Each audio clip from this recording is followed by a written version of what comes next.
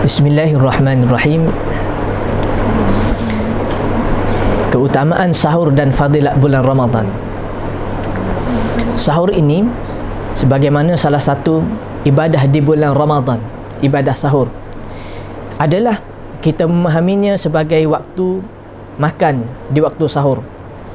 Amalan ini disepakati oleh para ulama dan hukumnya adalah sunnah, tetapi memiliki keutamaan yang penuh barakah. Ini yang telah dijelaskan oleh ulama kepada kita.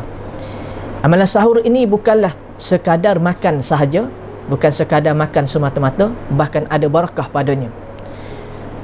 Disebutkan oleh Rasulullah sallallahu alaihi wasallam dalam Sahih Bukhari dan juga Sahih Muslim, tasahharu fa inna fis sahuri barakatan. Makanlah sahur, makan sahurlah kalian, kerana makan sahur terdapat keberkatan padanya. Kita makan, bangun pada waktu sahur tadi, selain daripada kita boleh makan, maka keberkatan daripada Allah Subhanahu wa taala akan turun kepada kita. Kita akan mendapat keberkatan daripada Allah Subhanahu wa taala. Sebab tu kena amalkan sahur tadi. Sebab tu kena amalkan sahur dalam kehidupan kita. Ini nak menghadapi bulan Ramadan. Sama ada sahur tadi adalah sahur untuk kita berpuasa sunat, ataupun sahur tadi untuk kita berpuasa wajib di bulan Ramadan dan sebagainya. Di antara keutamaan dalam makan sahur ataupun kita bersahur, yang pertama adalah memenuhi perintah Rasulullah sallallahu alaihi wasallam. Kerana apakah kita bersahur? Bangun tadi adalah Rasulullah sallallahu alaihi wasallam memerintahkan kepada kita untuk bersahur. Bukan mak ayah kita perintah. Mak ayah kita tadi atas dasar ikut arahan daripada Rasulullah sallallahu alaihi wasallam, sebagaimana yang diperintahkan dalam hadis yang kita telah sebut sebentar tadi. Keutamaan mentaati Rasulullah sallallahu alaihi wasallam juga disebut di dalam "Man yati'ir rasula faqad ata Allah." Barang siapa yang mentaati Rasul, sesungguhnya ia telah mentaati Allah Subhanahu wa taala. Dengan erti kata lain, siapa yang bersahur mengikut kaedah ataupun arahan daripada Rasulullah sallallahu alaihi wasallam, dengan erti kata lain dia juga telah mentaati, mengikuti Allah Subhanahu wa taala. Jelas kepada kita berkenaan dengan perintah Rasulullah sallallahu alaihi wasallam. Antara juga keutamaan kepada kita di dalam makan sahur, bersahur tadi, adalah membezakan di antara umat Islam dengan ahli kitab, yakni Yahudi dan Nasrani. Makan sahur merupakan bahagian daripada syiar Islam. Kita bangun daripada waktu kita tidur sama ada kita tidur awal ke, kita tidur lewat ke, kemudian kita bangun daripada tidur kita tadi dan kita bersahur tadi, merupakan satu bahagian daripada syiar Islam, membesarkan syiar Islam pada kita. Daripada Amr bin Al-As, ini salah seorang sahabat Rasulullah sallallahu alaihi wasallam yang mana membuka kota Mesir, masyhur dia. Rasulullah sallallahu alaihi wasallam bersabda, apa kata Rasulullah sallallahu alaihi wasallam? Faslu ma baina siyamina wa siyami ahli al-kitabi aklatus sahuri. Aklatus sahari.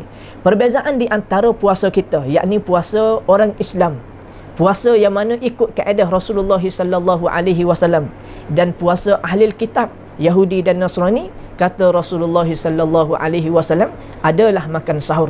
Demi memastikan ada perbezaan dua benda tadi, agama kita, dimastikan ada perbezaan di antara Islam dan ahli kitab tadi, maka kita bangunlah bersahur. Ini sangat-sangat jelas disebut oleh Rasulullah sallallahu alaihi wasallam sebagai perbezaan. Maka kena adalah perbezaan tadi, barulah kita kata, oh, ini ahli Islam, ini orang Islam, ini ahli kitab. Kalau sama tidak ada beza lah. Yang ketiga, disebut juga kepada kita membuat fizikal kita lebih kuat menjalani ibadah puasa di siang hari.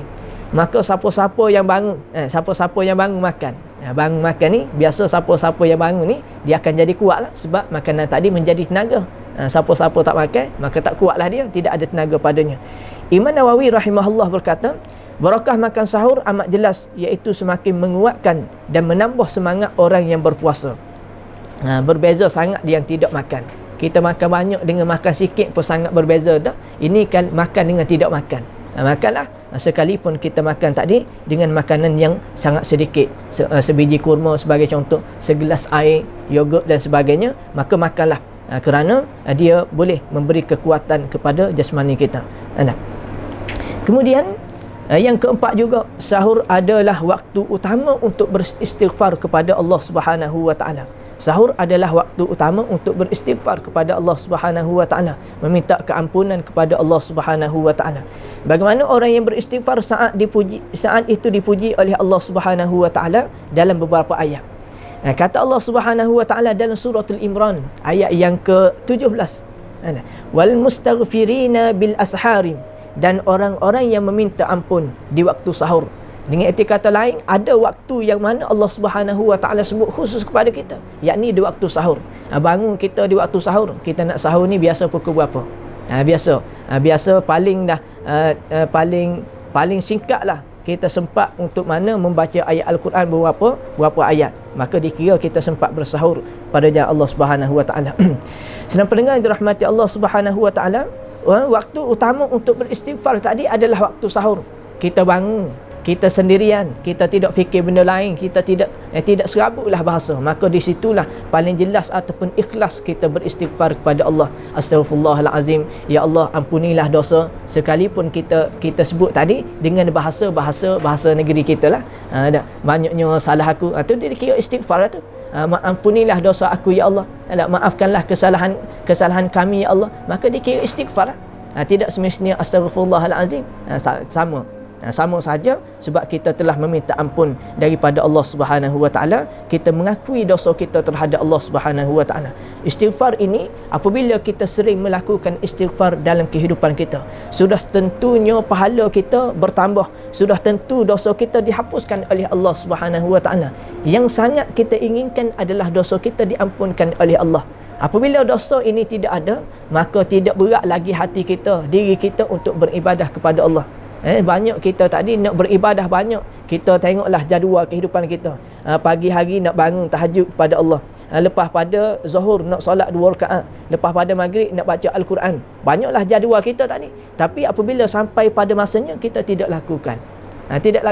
Di antara asbab penyebab utama adalah istighfar kita kepada Allah tidak banyak. Dengan erti kata lain, amalan kita tadi ditutupi oleh dosa-dosa kita. Maka dosa tadi tutup amalan yang kita nak buat tadi, menyebabkan kita tidak buat apa yang kita nak buat. Sekalipun banyaklah.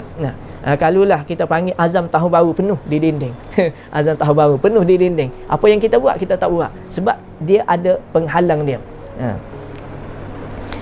Ada Tok Guru kita pesan, di antara kita nak faham apa yang kita minta kepada Allah Subhanahu wa taala yang mana kita tidak diperkenankan oleh Allah Subhanahu wa taala, antaranya sebab dosa kita banyak kepada Allah. Kita doa kepada Allah, ya Allah, tolonglah beri kepada aku tadi menjadi ahli ibadat sebagai contoh. Berikanlah aku tadi berkat dalam kehidupan, berikanlah aku tadi murah rezeki. Banyak kita minta kepada Allah, tiba-tiba kita tidak diperkenankan oleh Allah. Sebab apa? Sebab inilah dosa tadi menjadi penghalang. Kita umpamakanlah ada satu longkang.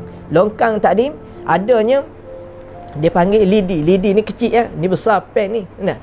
Ada satunya lidi yang mana menghalangi duduk tengah-tengah longkang tadi. Longkang tadi besar. Maka marilah sampah lekat pada dia. Satu helai je sampah tadi, daun kecil. Kemudian ada sampah lain pula kecil pula mari. Ada kain kertas pula mari. Ada pula banyak sampah sarak, maka lekat tadi. Lekat tadi yang lebih besar adalah sampah, kecilnya adalah lidi. Air tadi menyebabkan bertakung air.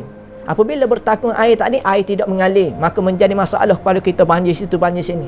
Sebabnya ada satu saja, lidi. Apabila kita tarik lidi tadi, kita angkat lidi tadi, air tadi jalan habis, sehingga menyebabkan longkang kita tadi tidak tersumbaklah kita panggil.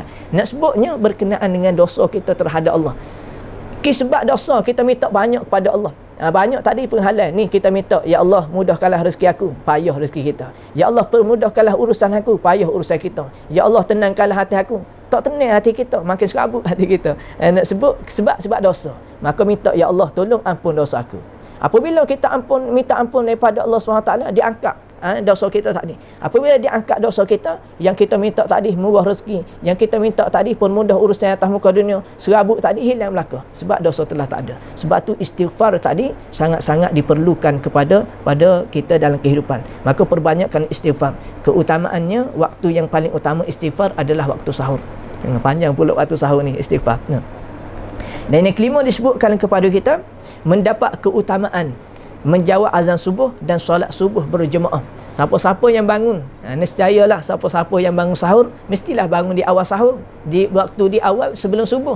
Takkanlah kita sahur selepas waktu subuh. Apabila kita bersahur, maka sempat untuk menjawab azan bagi benda lain, azan. Apabila jawab azan tadi, mendapat keutamaan menjawab azan. Kita jawab azan. Kemudian apabila lepas mana jawab azan, kita pergi solat berjemaah. Solat subuh berjemaah, confirm kita akan dapat 27 fadilat berjemaah. Lain dengan orang yang tidak bangun sahur. Belum tentu yang tidak bangun sahur tadi boleh fadilat tadi. Dan kita bangun sahur lewat sebagai contoh, ataupun kita tidak bangun sahur, kita sahur dah awal pukul 2 kita sahur, kemudian subuh tu pukul 7 sebagai contoh, maka ketinggalan untuk berjemaah sangat-sangat rugi. Ini yang disebutkan oleh ulama kepada kita berkenaan dengan keutamaan dalam kita bersahur pada jalan Allah Subhanahu wa taala. Solat berjemaah juga kita dapat menjawab keutamaan tadi, menjawab azan dalam seharian kehidupan kita di atas muka dunia Allah Subhanahu wa taala. Wallahu subhanahu wa taala a'lam.